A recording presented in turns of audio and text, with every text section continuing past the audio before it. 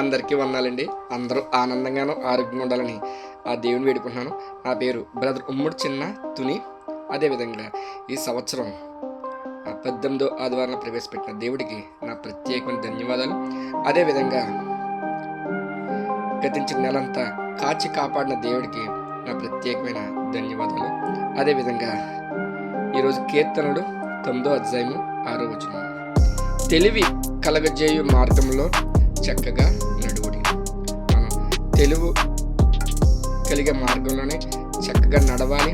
చాలామంది తెలుగు తొక్కుతో చాలామంది కొన్ని ఇబ్బందులు పడుతుంటారు. తెలివిగా చక్కబెట్టకుండా తెలివిగా తెలుగు మార్గంలో నడవకుండా వాళ్ళ ఇష్టాసారంగా నడిచి చాలా ఇబ్బందులు పడుతున్నారు. అదేవిధంగా మూర్ఖ మార్గంలో, అదేవిధంగా తప్పుడు మార్గంలోనే, అదేవిధంగా చెడు మార్గంలో నడిచి చాలా ఇబ్బంది పడుతున్నారు. తెలివిగా పూర్వం అయితే చాలామంది తెలివైన వాళ్ళ దగ్గర సలహా తీసుకునేవారు. ఇప్పుడు ఆ సలహాలు మానేసి తమ సొంత సలహాలతో సొంత విధంగా నడుచుకోవడం వల్ల చాలా ఇబ్బంది పడుతున్నాయి.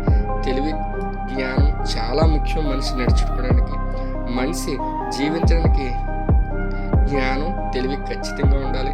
ఖచ్చితంగా మంచి తెలివితో జీవిస్తే మనం మంచి మార్గంలో వెళ్తాం, మంచి విజయాలు పొందుతాం, మంచి వ్యాపార అభివృద్ధి జరుగుతుంది.